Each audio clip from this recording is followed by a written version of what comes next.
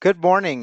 This is Mike Eelings at Total Registration. Thanks for joining us for the webinar. I know actually some of you, it probably just turned afternoon. Thanks for joining us on a Friday, taking some time out of your busy schedule to learn more about the fall AP exam enrollment process. Um, Before we get started, take a look at the GoToWebinar control panel.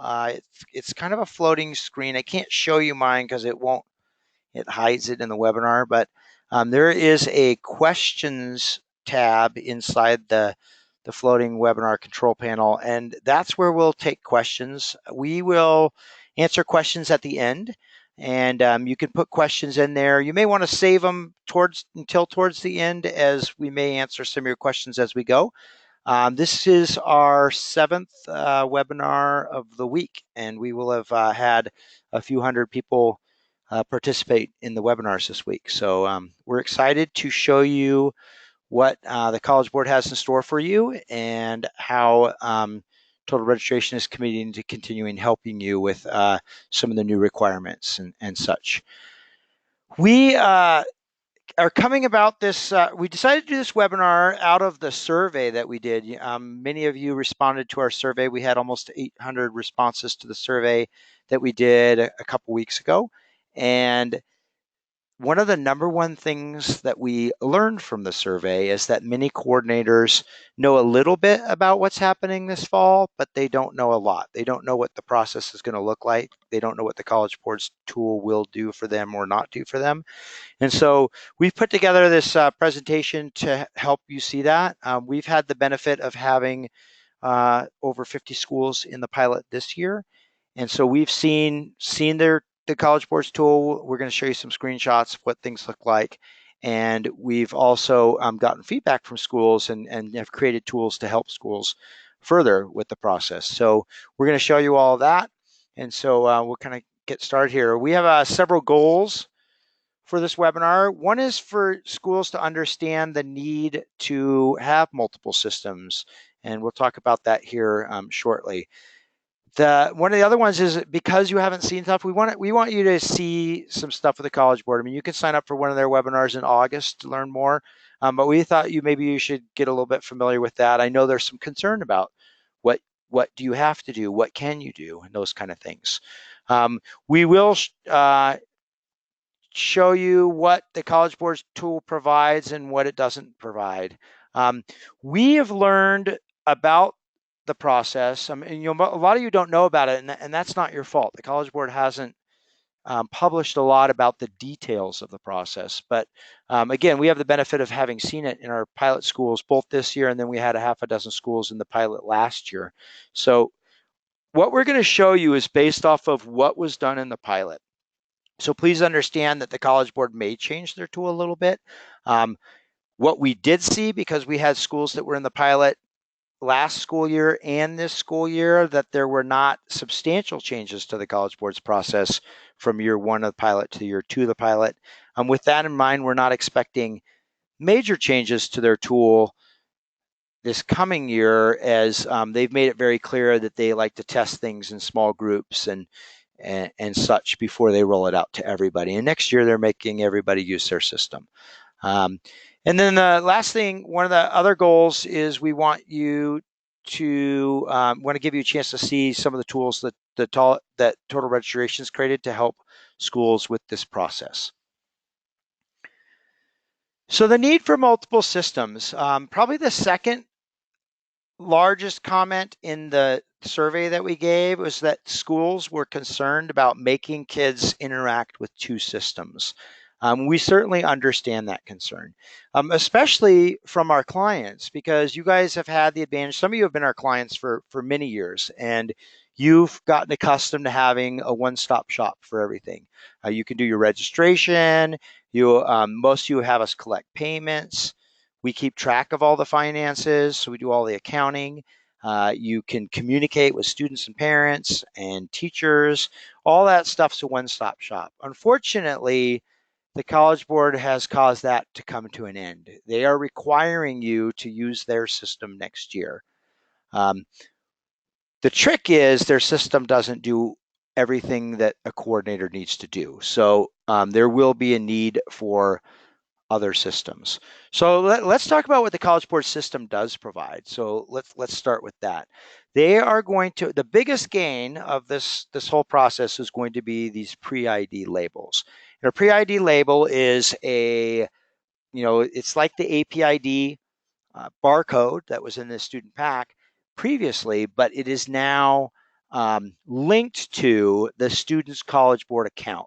So that means that because the College Board is going to collect the information they need, all the personally identifiable information that they license to other parties, they're going to collect that information at the get-go. And so you're no longer going to need to have kids bubble all that information on the answer sheets. Those of you that have been having us print answer sheets, you haven't had to have the kids bubble that answer information for the past 2 years. We are printing again this year, but next year we won't need to print. And some people are thinking that we are mourning the loss of that. For those of you that have been around us for a while, you know that in 2010, we made a proposal to the College Board to do pre-ID labels. And we did it for several years after that. And every year they turned us down. The pre-printed answer sheets came about because it was something that we figured out that we could logistically do, technologically do, and that it would work, and that the College Board had no say in it. So that's why we did the pre-printed answer sheets. It was a means to an end, but now there's another end, and we do believe that the pre-ID labels will be better for everybody. It's going to increase the accuracy of the data the College Board has, which will help score reporting go better. It will it gets rid of the time that schools need to do pre-admin sessions and time that the students bubble. And if you were doing printing, I mean, there's no longer the shipping the back and forth of sheets and waiting for that. So that's a good thing. Another thing that the College Board system gives you is a list of students in your AP courses. The College Board's desiring that you have all kids enroll in their system, whether or not they're taking the test. Some could argue that a list of students in AP courses is not really that valuable to school because you already have that. You actually had that before the students even showed up the first day. You knew who was registered for the courses and who was in what period. They also give you a list of exams, and that may take a little bit of manual manipulation on your end in the College Board system because of the way, because every student's enrolling, and there's some different settings on that. We'll look at that. We did want to give you a glimpse of what the APID labels look like. They are the exact same size, the label sheet's the same size as the sheet that you get in the middle of a student pack right now. The barcode's slightly different. It's no longer a number, it's now alphanumeric, but this is a student's APID. College Board states that they will have one APID for the course of their high school career, which will be helpful. In the past, a kid got a different AP number every year. This is the student, so this is Sam's data, and these labels are used the same way. They're still going to put one label on their answer sheet and one label on their student pack. Students will do that on exam day. You can see they do give you like the date of birth, the grade level, the school code. They tell you what the first exam is. They tell you that it's in the first 2 weeks. That's what regular means.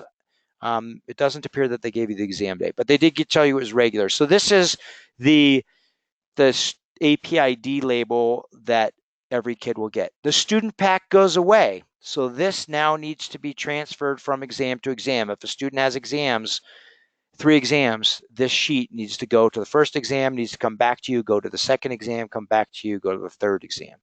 So this sheet of labels. So that's the APID. So let's see. We have the next thing is, what are things that the College Board leaves up to schools and coordinators? So the College Board's made it clear in things that they have published that they will not collect the payments for the exams. So it's still the coordinator's school's responsibility to collect the College Board's money for them. So you're still in the thick of that.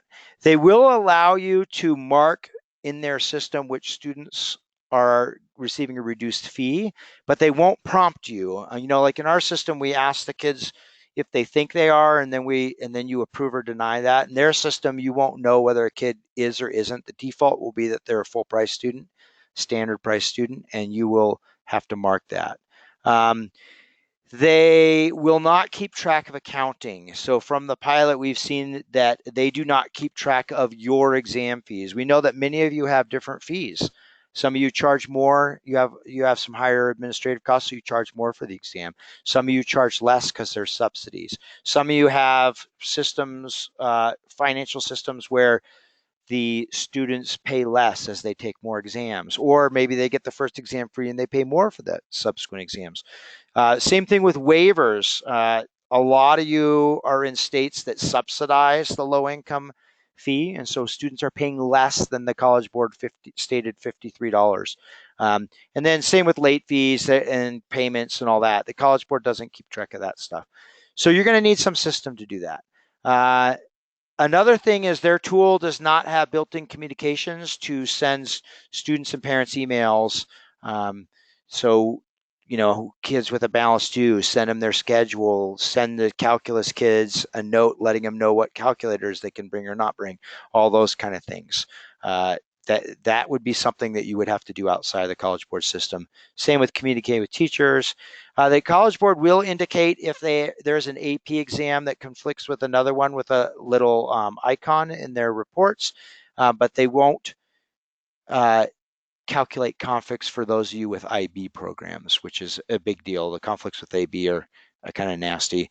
Also, you can mark that students have an alternate exam or a late, they call it the late exam, not to be confused with an exam that was registered late, but they have that in their system. But you'll have to know that the student has an athletic competition or has a club event or something like that. You'll need to know that.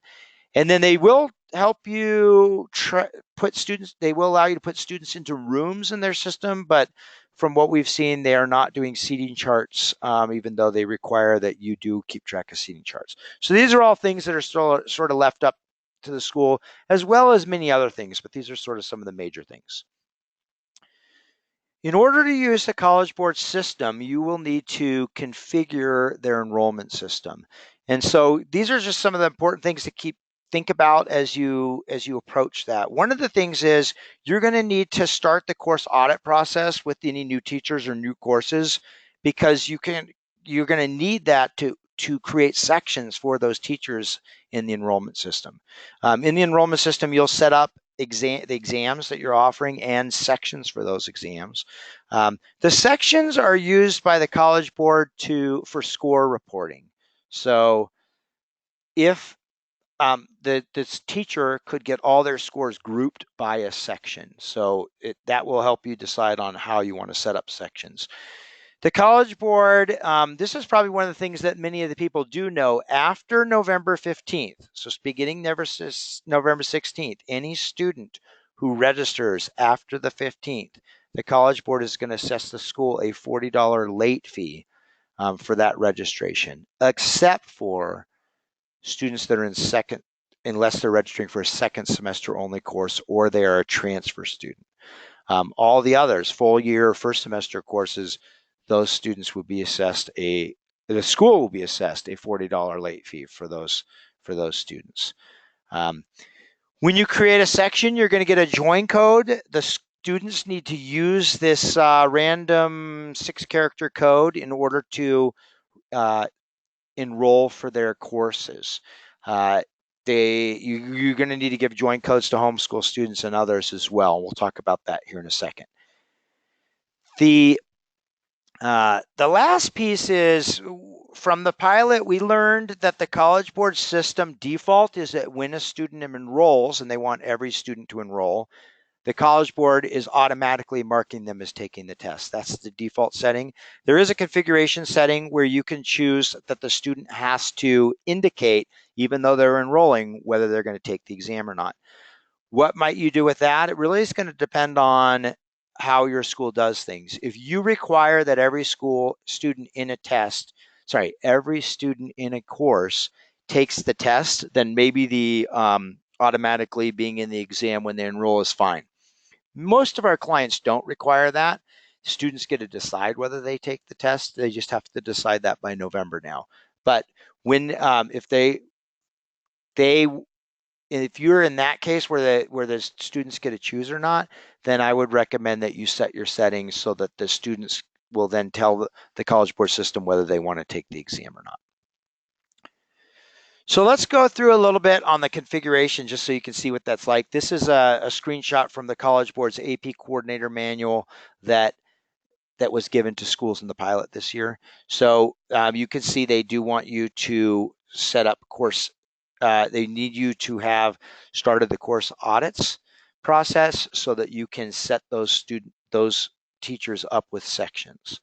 They do say the coordinator or the teacher can create the sections. We're going to recommend that the coordinator do that, not the teacher, and we'll tell you why in a second. And then share the join codes with students. Every student needs a join code. We actually have built a tool where our system can tell the student their join codes for their tests that they register for in total registration. And we're going to suggest you do that, and we'll give you a fun story here in a second about why. This is what it looks like to add a section. So we're adding a section to AP English and Composition.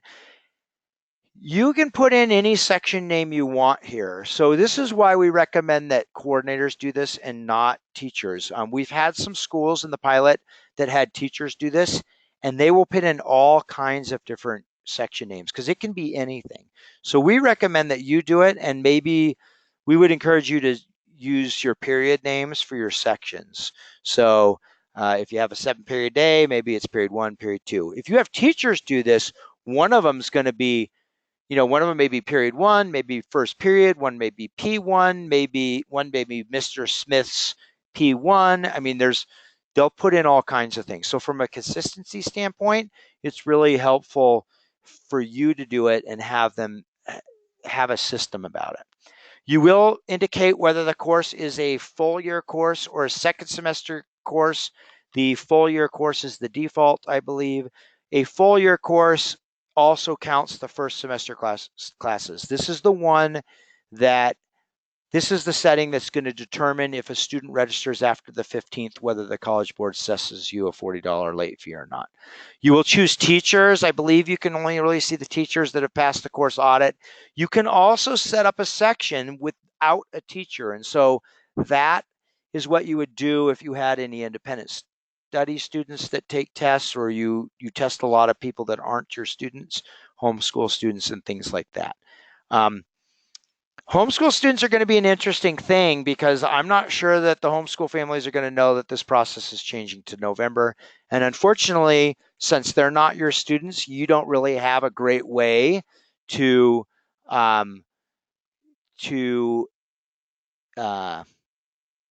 get a hold of them because you don't know who they are. So this maximum number of students, I'm not totally sure how that works. You should probably be careful because my gut says that when it reaches this, students can no longer enroll.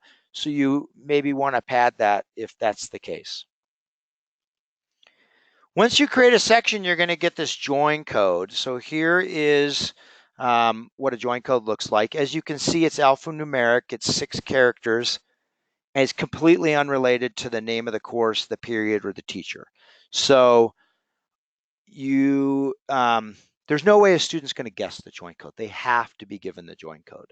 And the College Board recommends that the teacher give that. So not only did we have 50 schools in the pilot, but we were in a unique situation this week that one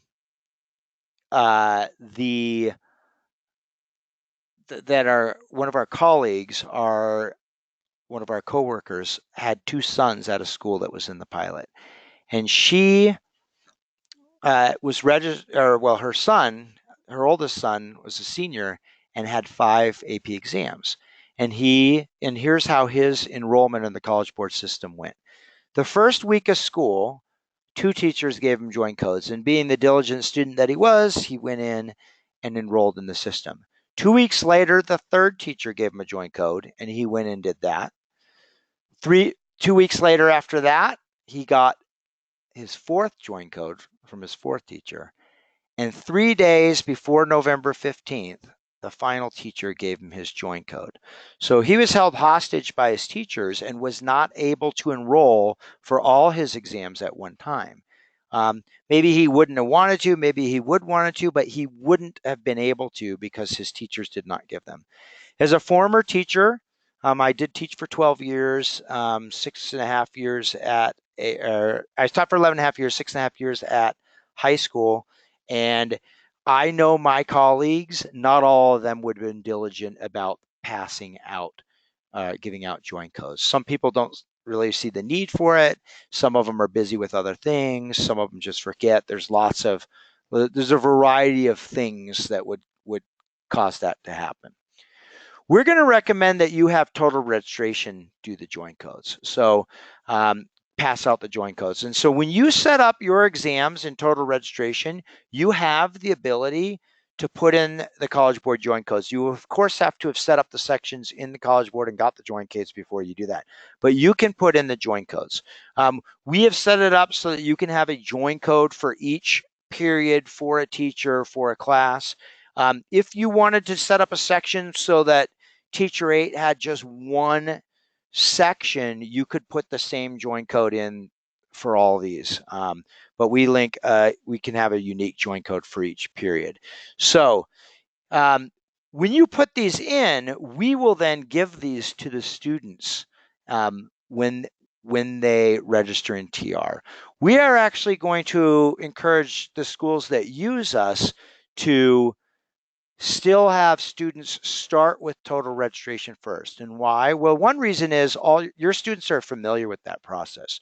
So there's no reason to cause them to do anything different than what they're familiar with. Have them start with total registration. At the end of the process, we will give the student their join codes, and we'll look at a screen like about that here in a second.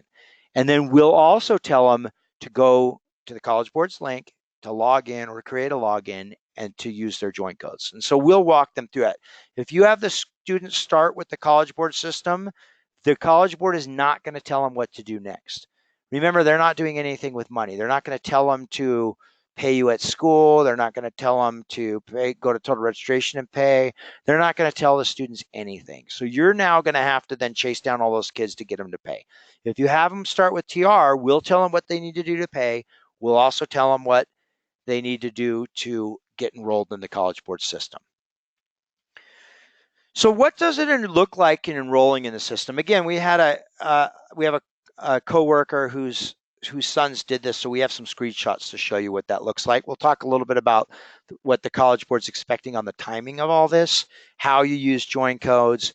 The low income, we won't talk about these things. I should change the slide. We won't talk about those things. We'll talk those a little bit later, these things. Here's a screenshot from AP Central. So you could go find this on the College Board site right now. I mean, to get set up, the principals, coordinators get a code. They're going to go and start setting up their system. They're going to create class sections, which is the screen we already showed you. Their teachers are going to distribute join codes. Again, we're going to argue that total registration does it. Now, please take notice in this little thing here. College Board is expecting you, or thinking that you are going to have teachers distribute join codes the first week of class. For some of you, that's in August, very early. As a teacher of 12 years, I can make a very solid argument that the busiest time of the entire school year is the first 4 weeks of school. The week before students show up and the 3 weeks after. There's add drops. Kids are trying to find their rooms. Teachers are trying to learn kids' names. Teachers are trying to set the tone for their classroom, set their policies, get things going. They're setting up their grade books. They're doing all this stuff. I don't actually think that the request that they pass out these join codes so that the College Board knows who's in the courses is really should be a priority for a teacher. I mean, that's my personal belief. I think teachers have better things to do. I don't know that I'd be comfortable trying to get kids to enroll in this, and I don't even know who the kids are. I don't even know their name. So I won't even know if they did enroll because I don't know. I know that Johnny didn't enroll, but I got 35 kids and I don't know which one's Johnny. So I would say that this is probably not going to happen for most of your teachers. And as we said, with the case of our our coworker's son, he did not register for them all in the first week or get enrolled. The student will then put their join codes in. Again, our system can prompt them to do that. So timeline, we already talked about the first week. They do have this thing called the preferred deadline. Nobody's been able to tell me what this thing means. We haven't seen that there's anything that good happens if you do it before the preferred deadline, and we don't see that there's any penalty if you do it after the preferred deadline. It's kind of like this priority deadline they have now this year, which is like next week, but nobody can tell me what happens with that. You already had a couple order deadlines. You already had an order deadline if you were getting pre-admin materials. So I'm not sure what this preferred deadline. The big deadline to keep track of is November 15th, because starting on November 16th, the school is getting assessed late fees for students that register after that for first semester and all your classes, full year classes. They also have a $40 per exam cancellation fee. So anybody who enrolls in the system and is in the system on the 15th and then later decides not to take the exam or doesn't show to the exam, there will be a $40 cancellation fee. It's similar to what the unused exam fee is now. It's just gone up to 40. So, and it starts much earlier. Right now, remember, after you order your exams, if a kid doesn't take an exam you ordered, you're charged a $15 unused exam fee. So it's the sort of the same concept, just more money and a lot earlier. You can see from this is kind of an important date. It looks like they're changing the application deadline for accommodations, so you may want to pay attention to that. You might want to talk to people that handle IEPs at your school and things like that, but students are going to have to do that process earlier. Somebody asked the question, which is a great question I don't fully have the answer for. What happens if a student registers by November 15th and then later, maybe in January, applies for accommodations and is denied by the College Board? And that happens. We've heard of that happening. What happens if that student says, well, then I'm not taking the AP? Are they charged a $40 cancellation fee? I mean, all indications are that everybody is charged the $4 cancellation fee. Everybody is doing that. Whether they're low-income students, whether they're full-price students, and all that. So you might not need to talk with the College Board about that, but that's a newer date that they're moving that up. We talked earlier about what's it look like for the student to get their join code. So this is an example of a student who registered in total registration, registered for chemistry, Chinese, and government and politics. I think it's the US one. They registered for those, and we're giving them their join codes. So they've registered. This student has not paid yet. They chose to pay by mail, so we haven't received their payment yet. You can see they have a balance due, but they do get their join codes. We're going to tell them to go to myapcollegeboard.org, and they're going to log in and register. Now, what happens if a student doesn't pay attention to the screen at the end of the configuration process? It wouldn't have been the first time that happened. Are they tough out of luck? Do they not get their join codes? Well, we're going to email them to them. We're going to put them in a PDF that's attached to their confirmation email, so they'll have their join codes, has directions on that. We also know that sometimes people don't get their confirmation email because their email system's blocking it. By the way, if you were asked kids to use their school issued email, they may not be getting our emails because a lot of school districts will block emails from outside parties. And so we know that may not happen. They may not get that. Students can always log in to their total registration account, and we will list their join codes for them. So they'll have their join codes for their classes. When they click the My AP link, they're taken to this page, which is on the College Board site. Now they're asked to log in. Some schools want to have class time to get the kids to join in the College Board system. We don't recommend doing that because some of your students will have College Board accounts, so the process will be a little quicker for them, assuming that they remember their username and password. Some of them will not have College Board accounts, and they'll have to create an account, and that is going to be a longer process because they'll have to create their account, and then they'll have to do the enrollment. Some students won't remember their username and password, and they won't get the password reset email, and so they may have to call the College Board. You will not have the ability to edit or change a student's password like you do in TR. You will still have that in TR, but you won't be able to do that for the College Board. Let's say this student does remember their username and password, click sign in. They're then asked to join their classes. They could click up here, do it. They could click here, do it. When they do that, they're going to be asked for that 6-character join code. They'll put that in, they'll hit submit, and then they're going to get some information to verify that this is the right course, so that in case they had a typo in their join code, it's going to tell them the course name. It's going to list the school. This was actually from our coworker's son, so we blurred the names to protect the innocent. And then it had a teacher and a period. Remember that section we talked about earlier? This is where it shows up. Consistency is going to be helpful here. At least it's going to add clarity to the students. After they say yes, that's their course, then they're going to start providing their personally identifiable information, which they would have bubbled on the answer sheet. So the school will be filled based off the school will be based off their join code. They will get a grade. They'll put in their grade level. They're going to enter their school-issued student ID. I don't believe this question is required. I think it's optional. It actually would be good for them to do that. The school-issued student ID, right, or the district-issued. So they'll put that in. They'll put in their phone number. They can check whether they want to allow the College Board to text them or share their things with other groups to get stuff. They will ask them about their language. They'll ask the ethnicity questions. They will answer, they will say what their parents' education level is. You can see it's required for one student, not others, similar to what we had been doing when we're printing.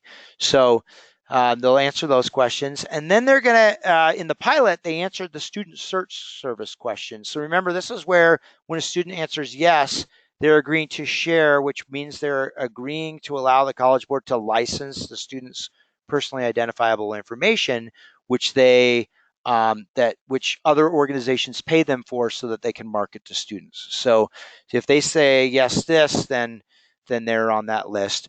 They do this for one exam. They'll click save, and if they have another class, then they're going to put in the next join code and do the process again. I do believe that the College Board system recalls like their parent education level once they do one, so it's not going to ask them to repeat. I mean, it's going to show them again, but I don't think they're going to have to remark that each time. So student does that, and they're now in the College Board system. So what happens for the coordinator now? What's the coordinator going to be able to do within the College Board system? So we're going to show you some screenshots of that. What can you do? What can't you do? So one of the things that coordinators have told us in the pilot is they cannot edit a student's info. They cannot change their name. They cannot change their kid's email address, grade level, because this is tied to their College Board account. So the student would have to log into their College Board account and edit that information. You would not be able to do that for them. You can call the College Board and go through the phone tree and get somebody and have them do that. So you would be able to do that through the phone call, but you don't have the ability to do that through your portal. The coordinators can indicate whether the student's low income or not, but the College Board will not prompt you and ask you if the kid is. You have to go kid by kid and mark whether they're low income. The default would be that they are a full price or standard price student.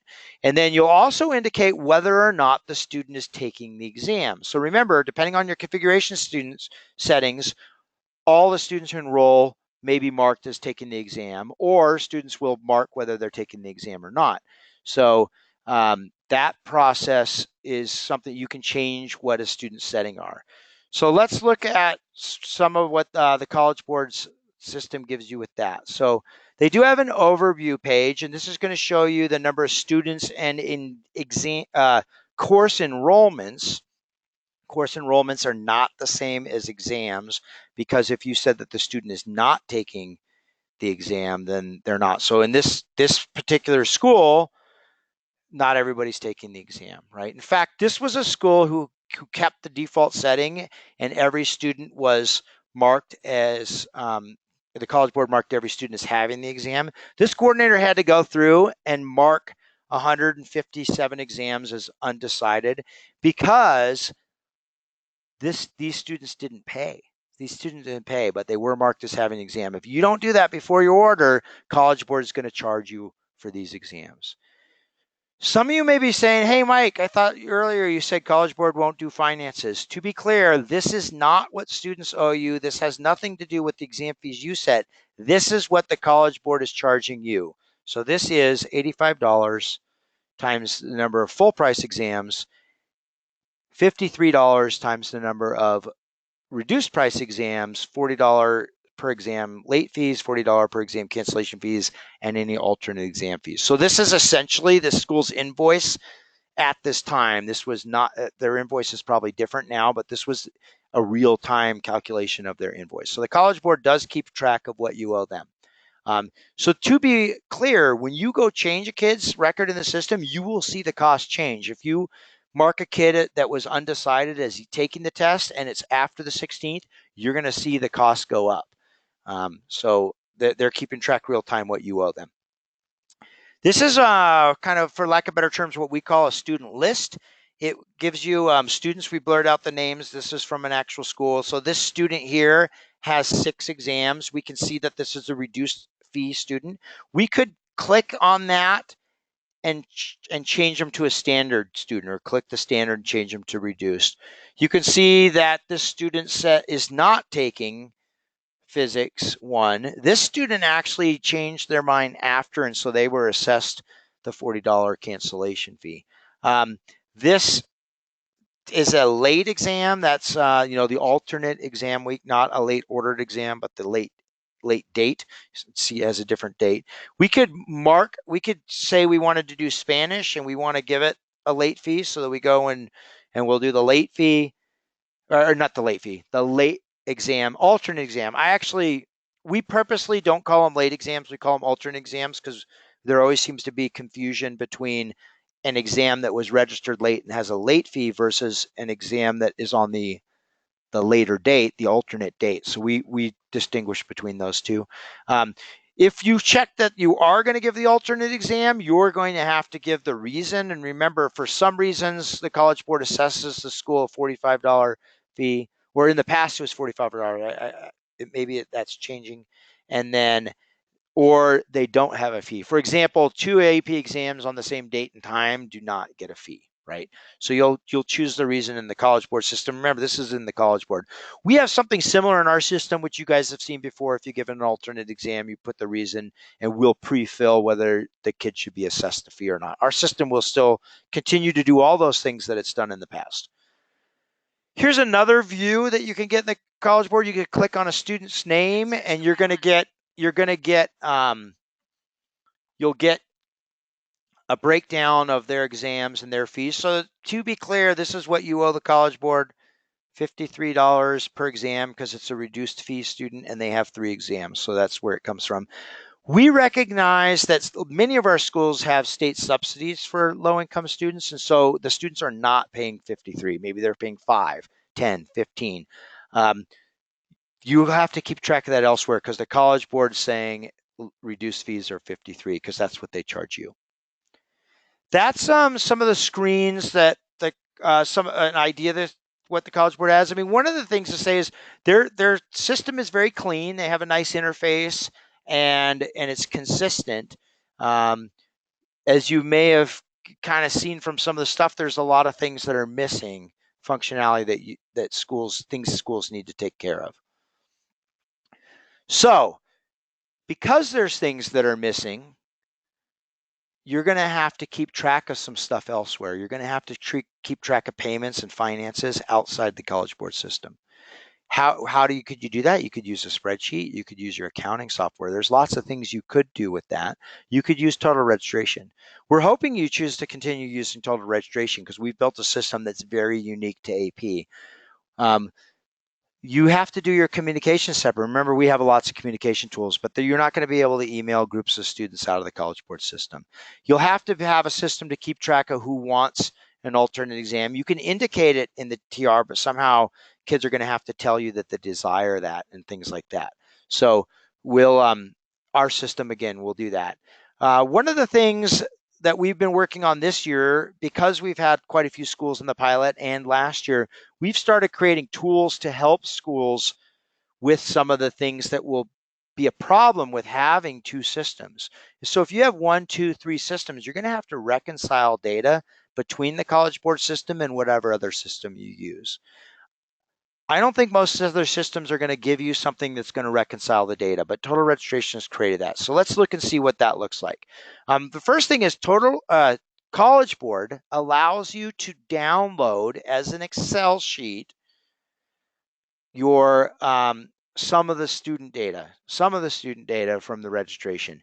And so we actually have created a utility that allows you to upload that Excel file. So when you upload that Excel file, you'll choose it, you'll save it from the College Board, go to your downloads, upload it.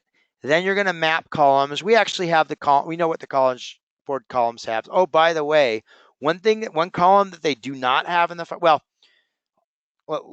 we'll just skip to the next screen here. This is the data file. One column that's missing in this is that school issued student ID. If you're in the pilot this year and you still have the year of the College Board, or if you're talking to your College Board rep, please ask them to include the student ID, the school issued student ID, district issued student ID in this data file.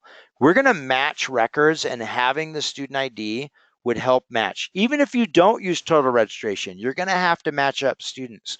I had a school in the pilot this year that had 2 students with the exact same first and last name in the same grade, taking the same one student had 4 exams, one student had 2 exams, but 2 of the exams were the same.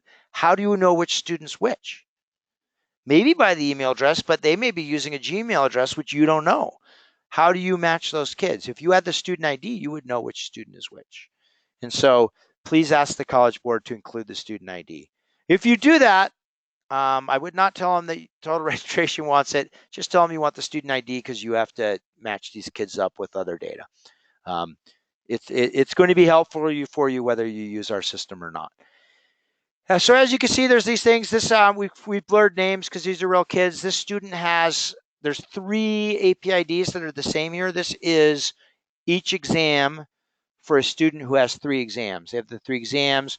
That section name we talked about, it shows here. Again, consistency is going to help you in this report. Teachers come across from the join code, because when they put in the join code's attached to a teacher, and so the College Board knows the teacher. This is whether the student is a standard price student or a reduced price student, whether the student is taking the exam. You can see they have undecided and they have no. I'm not sure, and nobody has been able to clarify this. People in the pilot couldn't clarify what the difference between no and undecided is. Clearly, undecided is not yes. If you were to change an undecided to yes after November 15th, then the school is going to get assessed the late fee. So I'm not sure what the difference between no and undecided is. It's probably just a friendlier way to say no. So you upload this file. How does total registration match these? The computer is now trying to match students into the best of its ability, and it's going to put them into 4 categories. Students whose info potentially matches. So these are students where most of the stuff matches, but maybe something's off, and we'll look at some of those here in a second. Maybe their first names are different maybe they have their nickname in one system and their full name in another. Maybe their emails are different. Students have lots of emails. In fact, we find that in our system, a lot of the emails that the College Board have are different than the ones we have, because many of you request that your students use their school issued email, but their College Board account was created 2 years ago before they even knew their school issued email, and they used a Gmail. So those are things. We are actually working on a utility, or we're working on a functionality that when a kid registers, we're going to ask them if they have a College Board account. If they say yes, we're going to ask them, is this your email? If they say no, we're going to ask them, what is your email for your College Board account? That's going to help us with this matching thing. So there's potential matches. Then there's students who we have in TR, but we can't find in the College Board file at all. Then there's the opposite, students who are in the College Board file, but we don't see anybody that matches that in total registration. Then the last table is what we're shooting for, students who match between College Board and total registration. The goal would be to get all students into this table. This table right here is the first one and their potential matches. So let's go see what the deal. Why is Rod Atwood a potential match? Oh, where'd my mouse go? Rod Atwood is a potential match because in our system, he is Roderick. And in the, our system, he is Roderick. And in the College Board system, he's Rod. But you can see he has the same first, same last name, same email, same grade level, same exams. So this does look like the same kid. I would click this dot in the action column, click verify, and that's going to move the student from the match table from the potential match to the match table, which is the goal. We want everybody to be matched. Corey, on the other hand, has a first name, last name are the same, or Hattie Corey, has the same first, last name, same email, the same grade, different exams. So this is actually kind of a deal. She has 2 exams in total registration and 1 exam in the College Board. If she really wants to take that exam, she does need to roll in the College Board system, right? We're going to click the dot, verify her. This is the second table, kids in TR, not in CB. So this means the kid registered and maybe even paid in TR, but did not complete the enrollment process in College Board. So what are you going to do with students like this? If they really want to take the test, they need to enroll in the College Board. If they don't want to take the test, then you need to drop their exam in total registration. So it really depends on what the student wants to do. So you're saying, Mike, I got to go chase all these people? Well, the good news is you can just email these kids. And so it's going to send an email to these kids. This one's first name, each kid's first name. It's going to give them their exams with their join codes, once again, with their join codes. And it's going to tell them to go enroll in the system. If they email you and say, hey, I'm not wanting to take the exam, then you'll drop their exam in total registration.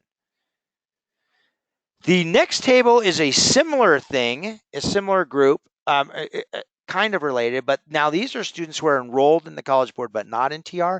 If you were to have them start in total registration first, you won't have a lot of students that fall into this level, into this case, right? Because they will have started in TR.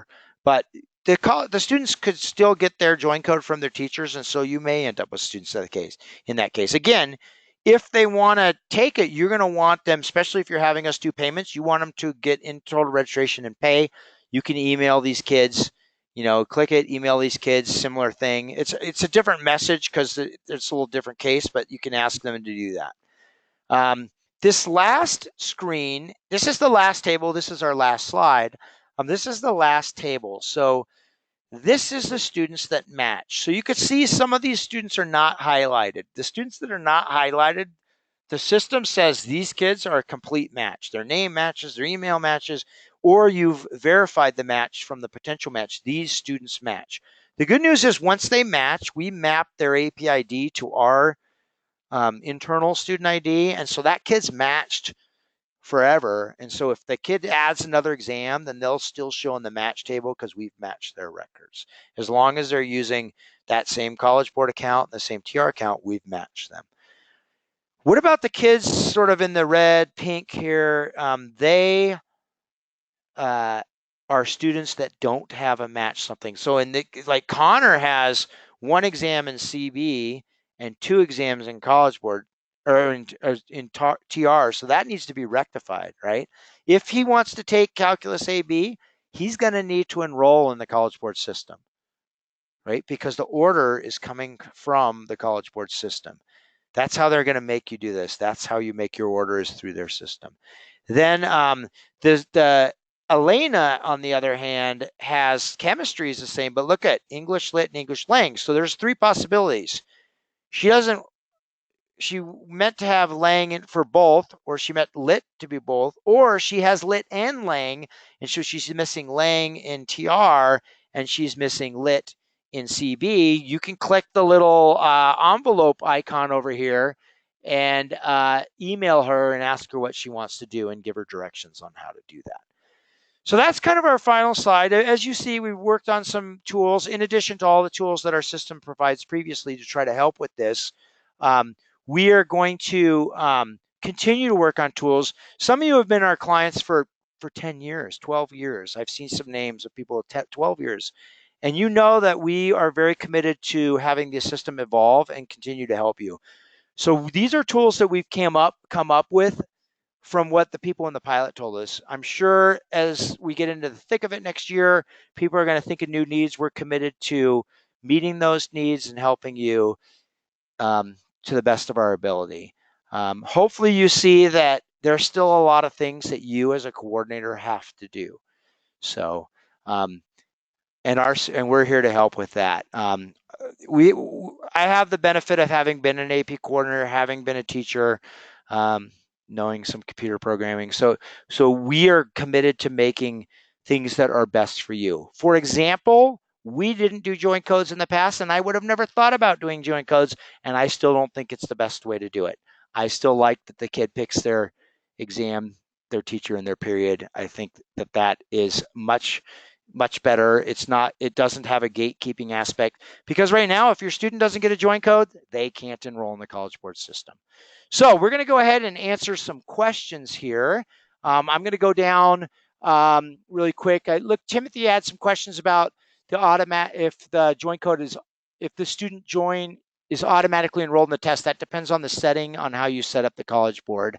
Sarah asked, can I have PSAT and AP registration going on at the same time in total registration? Absolutely. We have schools that do that. We have schools that have AP, PSAT, and IB going on all at the same time. You can do that. In fact, sadly, the College Board's created so that you actually have no choice but to have them go on all at the same time. Some of you are the PSAT coordinator, and so you're going to be doing both those things at the same time. That was what the College Board decided to do with the November 15th. You guys know we're not shy about it. We don't believe November 15th is a great deadline for anybody, maybe only for the College Board. We've done surveys, thousands of people, 9 out of 10 people said not good for students. So, we think that would be the best bet. Matt's asking, can I set a deadline of November 1st for our school? Do we have control over the CB site? I'm not sure you have control over the CB site. I don't know about that, Matt, but you can set deadlines in our system. Now, here's the deal. I would say that you probably are not going to want to end your registration on November 15th. You're going to want to keep it open, but you will want to have the $40 College Board late fee starting, after the 15th, or maybe at 11:59 p.m. on the 15th. You're going to want to have that late fee. Actually, you should check if their late fee starts Eastern time or if it starts your time. You'll want to plan accordingly. We're going to propose that most schools start a late fee prior to November 15th. In our experience, when you have a nominal late fee, most of the kids will rush to beat it and they will not experience any late fees. So we're going to encourage schools to do maybe $10 per exam late fee starting November 1st. Good thing is that's your late fee. If you wanted to let somebody out of it, you could. It will motivate students to register in a timely manner. If they do that, then they won't experience the big $40 late fee that's going to happen no matter what from the College Board, right? We're actually going to encourage schools to go ahead and do a $20 per exam late fee starting like November 8th.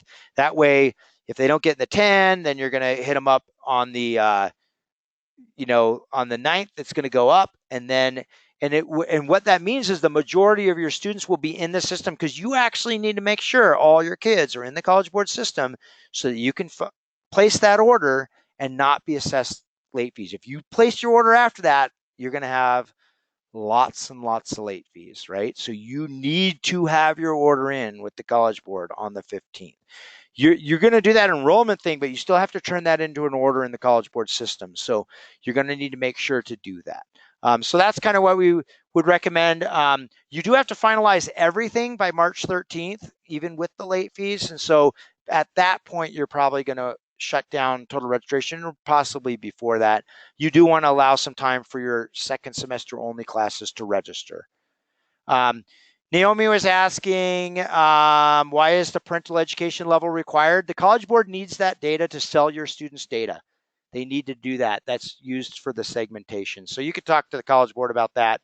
But if you don't know that, they sell your students' record for 45 cents a record. So that's why they need that data. We've asked that in our system because the answer sheet printing, because the College Board requires it on the sheet. So that's why. But you can ask the College Board about that, Naomi.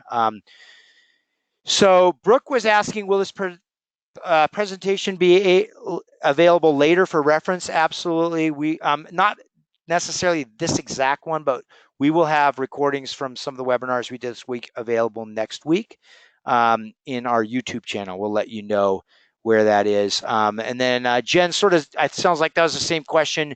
Your secretary would be able to view the recording for the webinar. Naomi says our district covers the cost of students eligible for free reduced lunch waiver. What happens if all students pay and then need to be reimbursed? We are a school who is interested in using TR. Yes, actually, so that happen. We have kids in our system say whether they're free reduced lunch. You actually would set that what your free reduced lunch fee is in our system, and we would assess that after you approve that they are. If the kid doesn't set it right and they are, then you just put in a waiver and we refund them. So the good news is, and if you have us do the payments, we handle those refunds for you.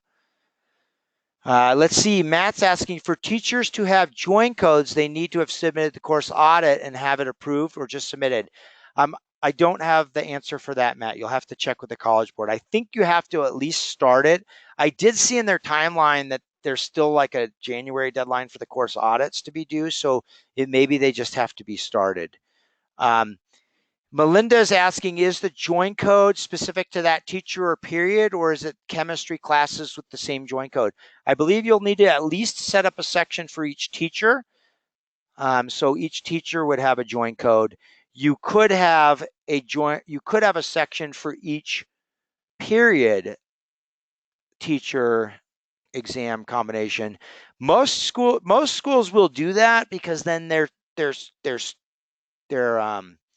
teachers get their scores based off of their periods, which is advantageous, so they don't have to look through the whole list.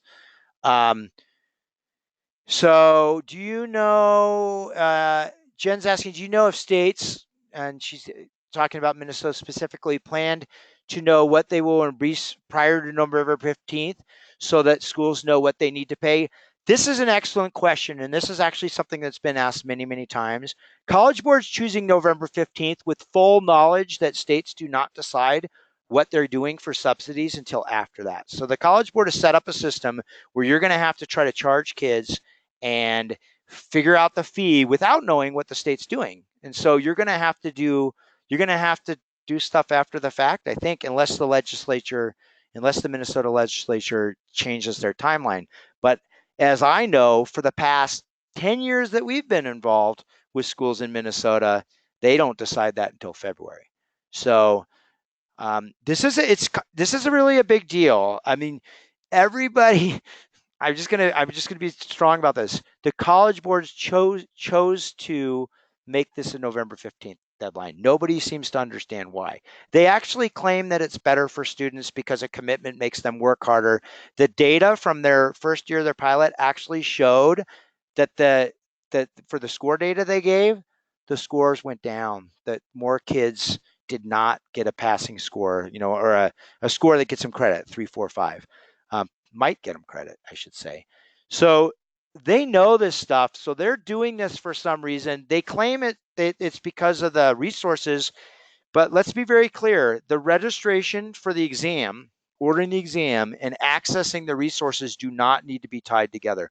The College Board has purposely tied these things together. That's a choice that they made. It's a business decision. It's not a logistical decision. It's a business decision that they decided to do that. Some of us could argue, and some have argued this, that there's no reason that a student has to enroll in the system to access the materials. Why couldn't the teacher enroll, and then the teacher give the kid a link to access materials. It doesn't all seem to pan out. Let's see. Jen's was the last question. We are coming to the end. I am happy to stay on and answer any questions. So if you have any questions, we're getting sort of towards the last call here for questions. So please put them in. We'd be happy to answer. We will answer questions at any time if you email us support@totalregistration.net. Email support@totalregistration.net. We'd be happy to help you.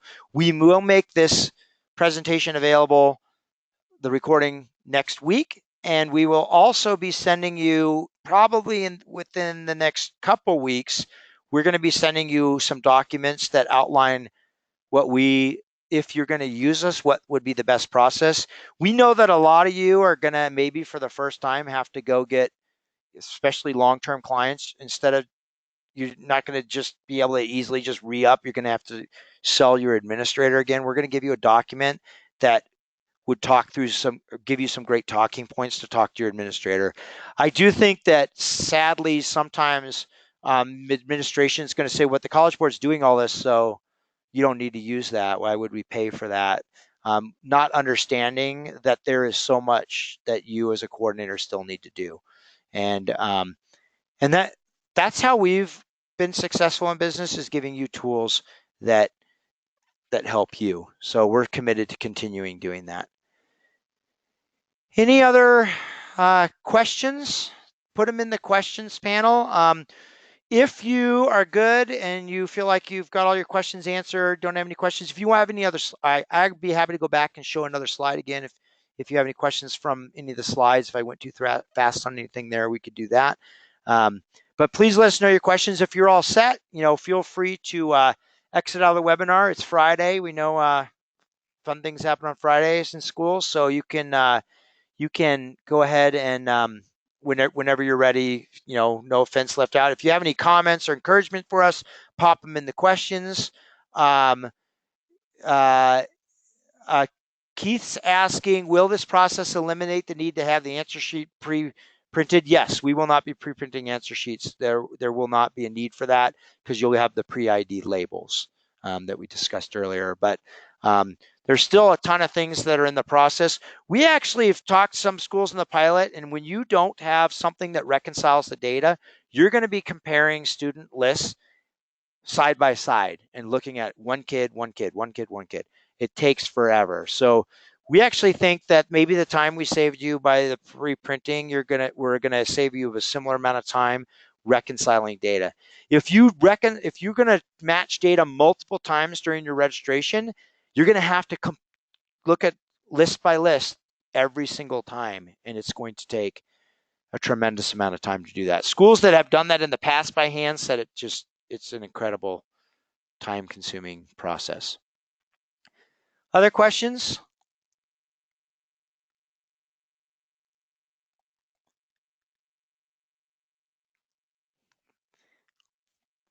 There is that question panel.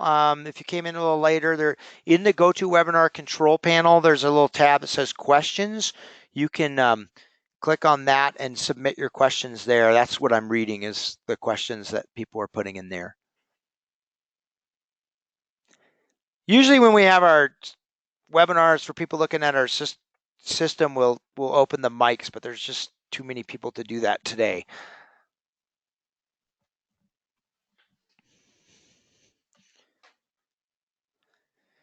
Any other questions? Again, if you're later on, something pops up and you guys wish I would have asked this, email us at support@totalregistration.net. If you're thinking through the process and you have any ideas of how we could help you more, by all means, send them to support and let us know, because we're going to be doing some more programming this summer. We have some changes. I will tell you one change. Oh, I should have said this earlier. So schools that do payments with us can have an option to do partial payments. So we have schools that recognize that, asking them to pay for the exams in November that are happening in May is kind of early, but they don't want to postpone all the money, because they also know that the school is going to be hooked on hook for the $40 cancellation fee. So they will do a sort of a deposit model, and they'll allow a student to make a minimal payment before November 15th, maybe $45 an exam, and then the kid can pay the rest of the balance later. We can do partial payments if Total Registration is doing your payments, and we're making some edits to the balance due email and the balance due report so that you can filter for kids that haven't paid the minimum or haven't paid anything. Those are two choices, and same with the email. The people that haven't paid the minimum versus the people that have just any balance left. So we'll be adding tools like that this summer.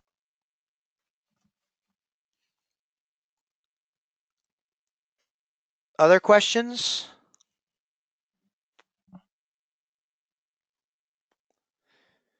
So we haven't had questions for almost 4 minutes. If you have a question, this is sort of the last call. If I don't get any more questions in another minute, then we'll go ahead and close down the webinar. But I will stick around as long as questions are coming in. So please, if you have any questions, go ahead and type them in the questions box.